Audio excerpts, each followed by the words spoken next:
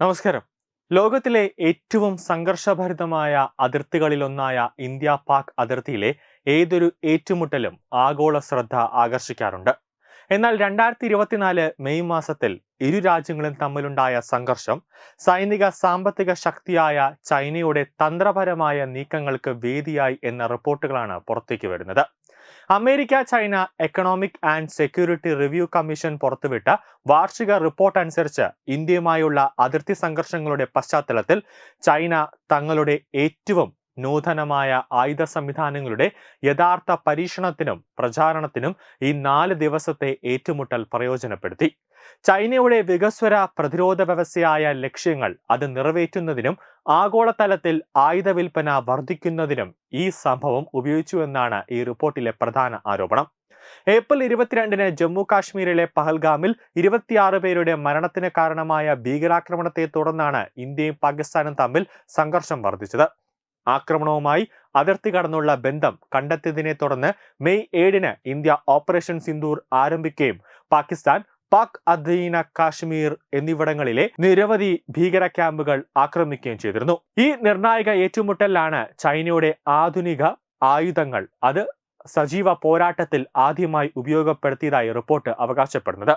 ഇന്ത്യയുമായുള്ള അതിർത്തി സംഘർഷങ്ങളുടെ വികസിച്ചുകൊണ്ടിരിക്കുന്ന പ്രതിരോധ വ്യവസായ ലക്ഷ്യങ്ങളുടെയും പശ്ചാത്തലത്തിൽ ഉപയോഗപ്രദമാകുന്ന ആയുധങ്ങളുടെ സങ്കീർണത പരീക്ഷിക്കുന്നതിനും പരസ്യപ്പെടുത്തുന്നതിനും ചൈന ഈ ദിവസത്തെ സംഘർഷം പ്രയോജനപ്പെടുത്തിയെന്നാണ് റിപ്പോർട്ടിലെ പ്രധാന നിഗമനം. അമേരിക്കൻ കമ്മീഷന്റെ റിപ്പോർട്ട് പ്രകാരം ചൈനയുടെ അത്യാധുനിക ആയുധങ്ങളായ HQ-9 വ്യോമ പ്രതിരോധ സംവിധാനം, PL-15 എയർ ടു എയർ മിസൈലുകൾ, J-10 യുദ്ധവിമാനങ്ങൾ എന്നിവ ഈ സംഘർഷത്തിൽ ആദ്യമായി ഉപയോഗിച്ചു. ഇത് ചൈനീസ് ആയുധങ്ങളുടെ സങ്കീർണത പരീക്ഷിക്കുന്നതിന് ഒരു യഥാർത്ഥ ലോക പരീക്ഷണമായി വർത്തിച്ചുവെന്നാണ് പറഞ്ഞത്. ഈ ആയുധങ്ങളുടെ പ്രകടനം വിലയിരുത്തുകയും അതിന്റെ അടിസ്ഥാനത്തിൽ ആയുധ വിൽപ്പന വർദ്ധിപ്പിക്കാൻ ശ്രമിക്കുകയും ചെയ്തുവെന്നാണ് റിപ്പോർട്ടിൽ കൂട്ടിച്ചേർക്കുന്നത്. സംഘർഷത്തിന് ശേഷമുള്ള ചൈനയുടെ തന്ത്രപരമായ നീക്കങ്ങളെക്കുറിച്ചുള്ള വെളിപ്പെടുത്തലാണ് റിപ്പോർട്ടിലെ മറ്റൊരു പ്രധാന ഭാഗം. സംഘർഷത്തിന് ശേഷമുള്ള ആഴ്ചകളിൽ ചൈനീസ് എംബസികൾ ഇന്ത്യ-പാക് ഏറ്റുമുട്ടലിൽ തങ്ങളുടെ ആയുധ സംവിധാനങ്ങളുടെ വിജയങ്ങളെ പ്രശംസിച്ചുകൊണ്ട് ആയുധ വിൽപ്പന വർദ്ധിപ്പിക്കാൻ ശ്രമങ്ങൾ നടത്തിയതായി റിപ്പോർട്ട് ചൂണ്ടിക്കാട്ടുന്നുണ്ട്.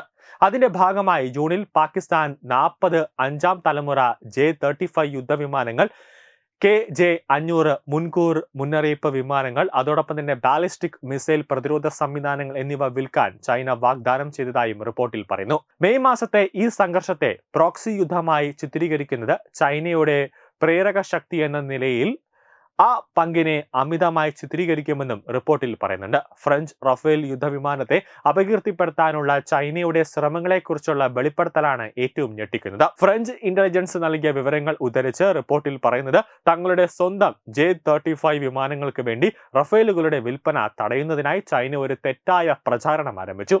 ഈ പ്രചാരണത്തിനായി ചൈനീസ് ആയുധങ്ങൾ നശിപ്പിച്ച വിമാനങ്ങളിൽ നിന്നുള്ള അവശിഷ്ടങ്ങളെന്ന് കരുതപ്പെടുന്ന കൃത്രിമ ബുദ്ധി അത് സൃഷ്ടിച്ച് ചിത്രങ്ങളും വീഡിയോ ഗെയിം ദൃശ്യങ്ങളും പ്രചരിപ്പിക്കാൻ അവർ വ്യാജ സോഷ്യൽ മീഡിയ അക്കൗണ്ടുകൾ ഉപയോഗിച്ചു. കൂടാതെ റഫേൽ ജെറ്റുകളുടെ തുടർച്ചയായ വാങ്ങൽ നിർത്താൻ ചൈനീസ് എംബസി ഉദ്യോഗസ്ഥർ ഇന്തോനേഷ്യയെ പ്രേരിപ്പിച്ചതായും റിപ്പോർട്ടിൽ അവകാശപ്പെടുന്നുണ്ട്. കമ്മിറ്റി ഹിയറിംഗുകളും പൊതുജനങ്ങൾക്ക് ലഭ്യമായ വിവരങ്ങളും മാധ്യമ റിപ്പോർട്ടുകളും അടിസ്ഥാനമാക്കിയാണ് ഈ റിപ്പോർട്ട് തയ്യാറാക്കിയിരിക്കുന്നതെങ്കിലും ഇത് ഗുരുതരമായ ആരോപണങ്ങളെ ചൈന ശക്തമായി തള്ളിക്കളയുന്നുണ്ട്.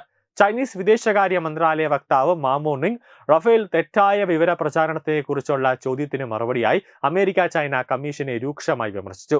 താങ്കൾ പരാമർശിച്ച ഈ കമ്മീഷൻ എപ്പോഴും ചൈനയ്ക്കെതിരായ പ്രത്യയശാസ്ത്രപരമായ പക്ഷപാതം പുലർത്തുന്നുവെന്നും മാത്രമല്ല ഇത് പറയാൻ പോലും വിശ്വാസ്യതമില്ലാത്തതുമാണെന്നും കമ്മീഷന്റെ റിപ്പോർട്ട് തന്നെ തെറ്റായ വിവരങ്ങളാണ് എന്നാണ് അവർ മാധ്യമ സമ്മേളനത്തിൽ പറഞ്ഞത്. ചൈനീസ് ആയുധങ്ങളുടെ വിപണന തന്ത്രങ്ങൾ, അയൽ രാജ്യവുമായുള്ള തന്ത്രപരമായ ബന്ധങ്ങൾ, വ്യാജ പ്രചാരണങ്ങൾ ഉപയോഗിച്ചുള്ള ആയുധ മത്സരങ്ങൾ എന്നിവയെക്കുറിച്ച് ഈ റിപ്പോർട്ട് ആഗോളതലത്തിൽ ചർച്ചകൾക്ക് വഴി തുറന്നിരിക്കുകയാണ്. ന്യൂസ് ഡെസ്ക് തത്വമൈ ന്യൂസ്.